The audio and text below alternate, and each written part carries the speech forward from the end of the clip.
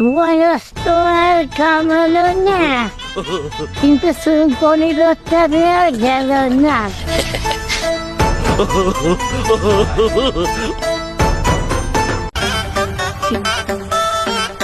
ভাই কেমন আছো? ভালো আছি।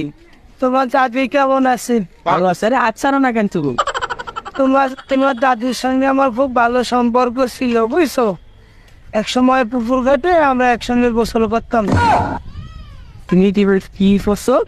একসঙ্গে গোসল করতাম, তোমার দাদি আমার গোসল দেখতো, আমি তোমার দাদির গোসল দেখতাম, বুঝছো? চলে গেলাম। ভাই তুমি আন্টি কি করছো বলে দাও। না, পরে কথা কবো না তোমার সঙ্গে।